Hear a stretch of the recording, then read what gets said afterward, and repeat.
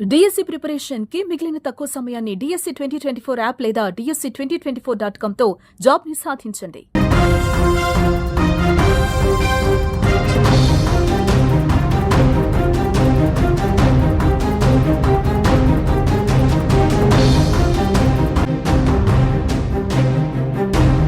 Narendra Modi cricket స్టేడియాన్ని bomb పెట్టి లేపేస్తామన్నారు. Warning వచ్చిన గంటల్లోనే పాకిస్తాన్లోని రావల్పిండి స్టేడియంపైకి భారత్ డ్రోన్ దూసుకెళ్లింది.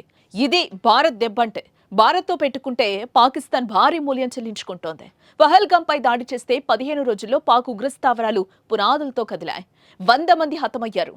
భయపెట్టే ఉగ్రవాదులు ప్రాణభయంతో పరుగులు తీశారు. కలుగులోకి ఎలుకలు దూరినట్టు ఎక్కడెక్కడో దాక్కుంటున్నారు.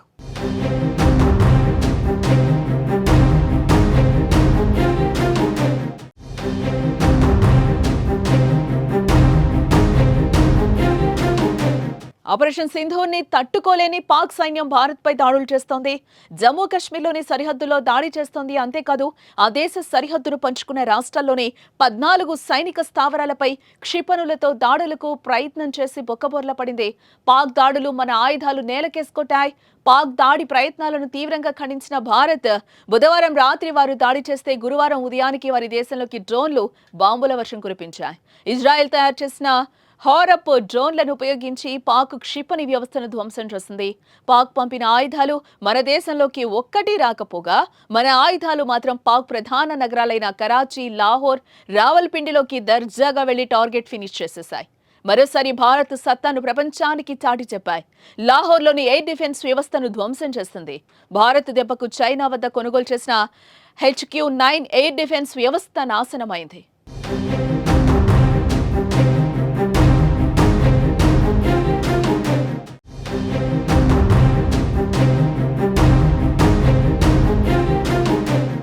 భారత్ చేసిన దాడిలో రావల్పిండి క్రికెట్ స్టేడియానికి కూడా నష్టం వాటిల్లింది. డ్రోన్ దాడుల నేపథ్యంలో స్టేడియం ఒక పక్క కొంతవరకు దెబ్బతిన్నట్టుగా కూడా సోషల్ మీడియాలో ఫోటోలు అయితే వైరల్ అవుతున్నాయి.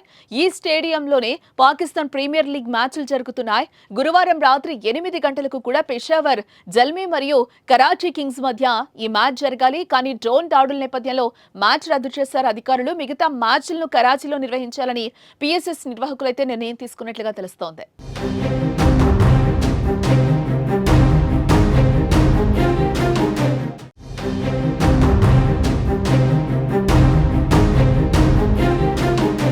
ఇక్కడ చెప్పుకోవాల్సిన ఒక విషయం ఉంది. ఆపరేషన్ సింధూర్ తర్వాత ప్రధాని సొంత రాష్ట్రం గుజరాత్లోని అహ్మదాబాద్లో ఉన్న నరేంద్ర మోదీ క్రికెట్ స్టేడియాన్ని బాంబు పెట్టి లేపేస్తామని ఆగంతుకుల నుంచి ఈమెయిల్స్ వచ్చాయి.